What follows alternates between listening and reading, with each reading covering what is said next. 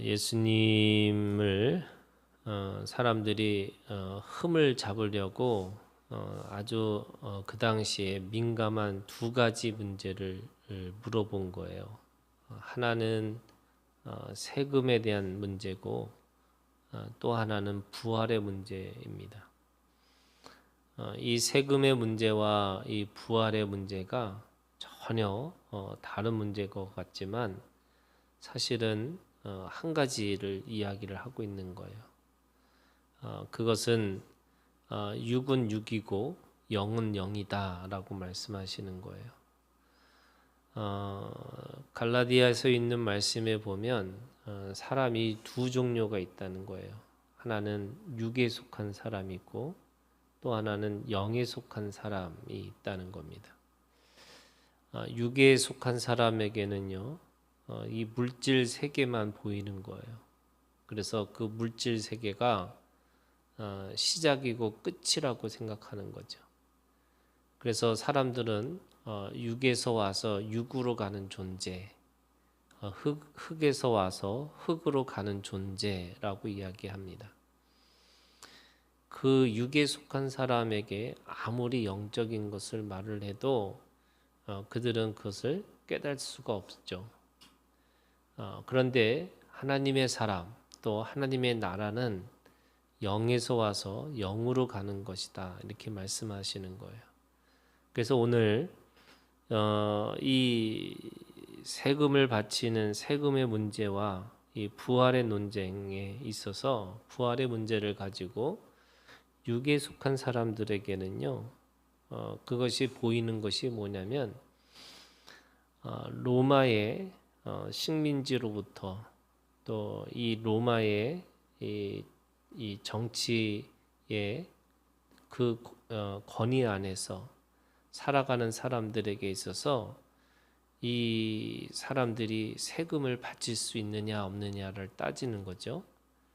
그러니까 그 사람들에게는 보이는 나라만 보이는 거예요. 그게 로마냐 이스라엘이냐 이것만 보이는 거죠. 그런데 주님은 이 로마와 이스라엘이라고 하는 이 육적인 관계가 아니고요. 이 영적인 이스라엘과 육적인 이 세상의 나라를 얘기하는 거죠. 사람들은 예수님이 만약에 육적인 것만 얘기를 했으면 당연히 이 로마로부터 사람들이 이 로마를 따른다고 비난할 것이고요. 또 영적인 것을 얘기하면은 그런 거죠. 사람들이 이 로마의 실정법을 따르지 않는다 이렇게 얘기를 하려고 했던 거예요. 그러니까 하나님이냐 아니냐라는 거 또는 로마의 법을 이 실정법을 따를 거냐 안 따를 거냐라고 하는 것을 묻는 겁니다. 근데 주님은 24절에 대라내온 하나를 내게 보이라 누구의 형상과 글이 여기 있느냐 대답하되 가이사의 것이다 라고 얘기합니다. 그랬더니 25절에 가이사의 것은 가이사에게 하나님의 것은 하나님께 바치라 이렇게 얘기합니다.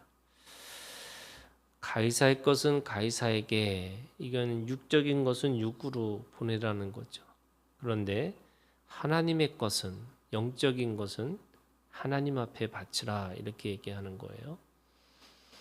그러니까 그거를 구별하는 사람이 누구냐면 그것을 이 세금을 드리는 사람에게 그 판단을 넘겨주신 거예요. 예수님은 그 자신의 문제를 내가 영적이냐 육적인 거냐라고 하나님이 예수님 스스로가 이거는 영적인 거고 이거는 육적인 거야 이렇게 말씀하시는 게 아니고 그거를 내가 그것이 가이사의 것은 가이사라고 생각하는 것은 가이사에게 바치고 이게 하나님의 것이라면 하나님의 것이라고 바치라 이렇게 얘기하는 거죠. 그 판단을 주님이 하신 게 아니라 그 판단하는 그 사람에게 넘겨준 겁니다. 자, 이게 무슨 말이냐면요. 육적인 것과 영적인 것이라는 게 뭐냐면 결국 우리가 믿음의 문제잖아요. 그러니까 오직 의인은 믿음으로 말미암아 산다라는 말씀은 그 믿음이라고 하는 것은 하나님은 모든 것을 하나님의 것으로 주셨어요.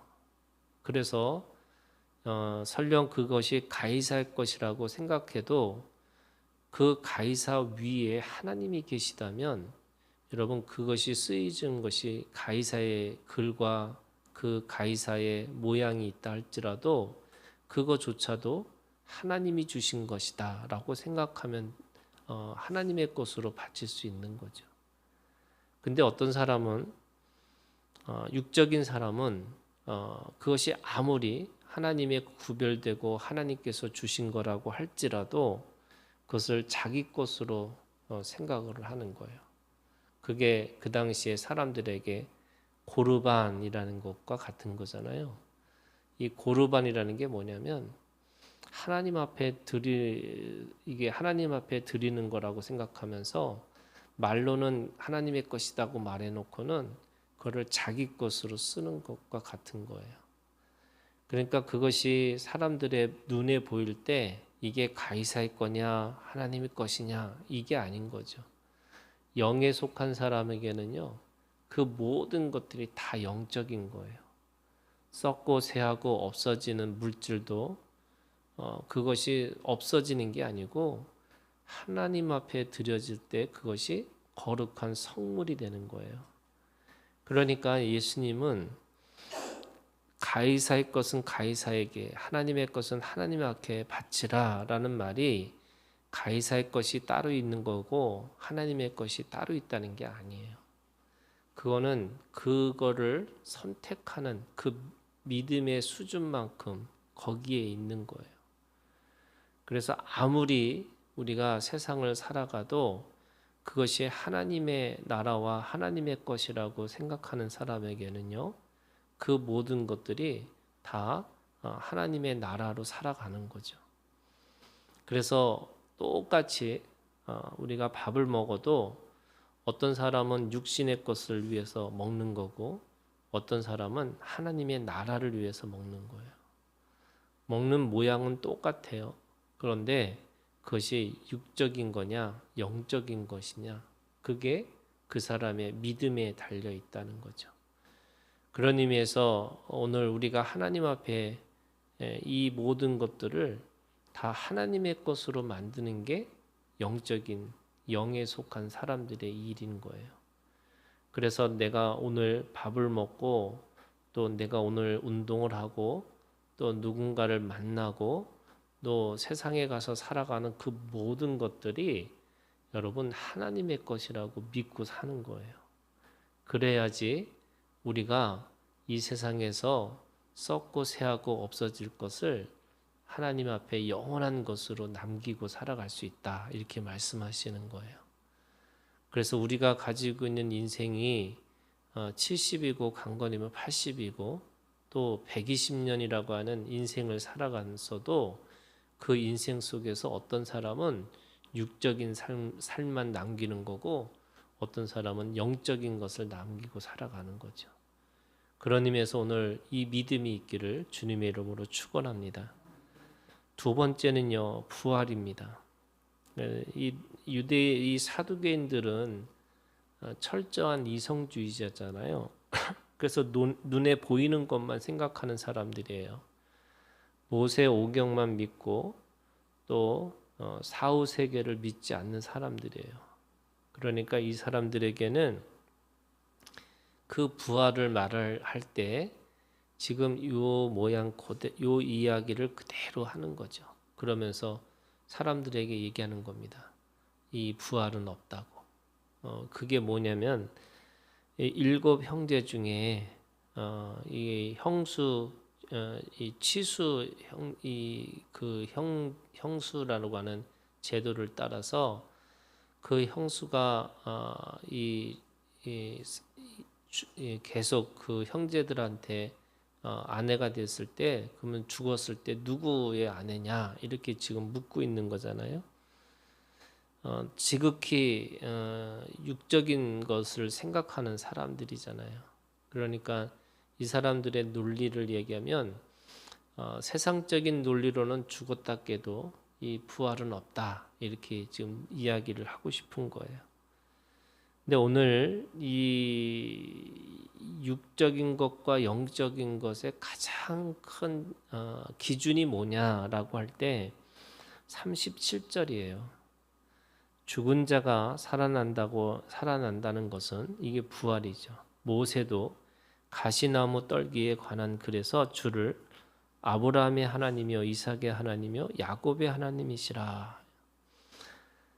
이게 구약과 신약에서 하나님이 영원하신 하나님, 그러니까 하나님은 살아계신 하나님이라는 뜻의 의미로 이 아브라함의 하나님, 이삭의 하나님, 야곱의 하나님이라는 뜻의 의미를 가지고 있습니다. 하나님은 죽은 자의 하나님이 아니라 산 자의 하나님이라고 말씀하시는 거예요. 그래서 육은요, 썩고 새하고 없어지는, 그러니까 임시적이고 일시적인 것이 이것이 육입니다. 그런데 영은요, 영원한 거예요. 그러니까 하나님과 우상의 차이가 뭐냐면 우상은 일시적인 거예요. 임시적인 거예요. 그런데 하나님은 영원하신 하나님이라는 거죠. 그 영원히 살아계신 하나님이기 때문에 그 살아있다는 말이 무슨 뜻이냐면 하나님 앞에 새로운 관계, 그래서 새 하늘과 새 땅이라고 하는 새로운 질서 속에, 새로운 창조 속에 있다는 것을 말씀하시는 거예요. 그러니까 사람들은 이 창조의 세계가 내가 육적인 걸로 시작해서 육으로 사는 거니까 우리가 죽고 사는 것이 결국에는 죽은 다음에 산 다음에 이것이 이게 달라지는 뭔가 있다고 생각하고 있는 건데 그게 아니고 하나님께서는 그 죽고 사는 것 속에서 사실은 한 가지만 있다는 거예요. 그게 영원한 하나님의 생명인 거죠. 영원한 하나님의 나라입니다. 그래서 이런 겁니다. 지금 이 사람들은 그게 누구의 아내냐라고 하는 것이 지금 보이는 것이잖아요. 그런데 주님은 말씀하세요. 35절에 저사생과 및 죽은 자 가운데서 부활함을 얻기에 합당한 여김을 받은 자들은 장가가고 시집가는 일이 없으며 그들은 다시 죽을 수도 없나니 이는 천사와 동등이요 부활의 자녀로서 하나님의 자녀임이라. 이렇게 얘기해요. 모든 사람들이 영적인 존재, 천사와 같은 존재가 됐고 그리고 부활의 자녀로서 하나님의 자녀가 될 것이다 라고 얘기하시는 거예요. 그 말은 사실은 죽어서 그들이 새로운 관계, 새로운 창조가 된 것처럼 보이지만 사실은 믿음으로 인해서 이미 모든 사람들이 새하늘과 새 땅에서 살아나는 사람이 되는 거예요. 그게 니고데모에게 말씀하신 거예요. 우리가 거듭남이라고 하는 것은 사람들이 죽고 나서 다시 이 새로운 세상을 경험하는 것이 내가 죽은 다음에 가야 될 것이라고 생각하는 건데 니고데모에게 말씀하신 게 뭐냐면 우리가 믿음으로 말미암아 이미 새 하늘과 새 땅을 경험하는 사람들이 된다는 거예요. 그래서 여러분 우리가 부모와 자식과 모든 관계가 육적인 관계가 아니고요. 다 사실은 지금부터 믿음으로 인해서 새로운 관계가 시작되는 거예요. 그래서 새로운 관계로 생각하고 살지 않으면 우리는 여전히 그곳에 매여 있고 또 그 속에서 우리가 계속 하나님이 아니라 육적인 것으로만 살아갈 수밖에 없다는 거예요. 그래서 오늘 내가 믿음으로 말미암아 지금 이곳에서부터 새로운 피조물과 새로운 관계를 가지고 살아가는 거예요.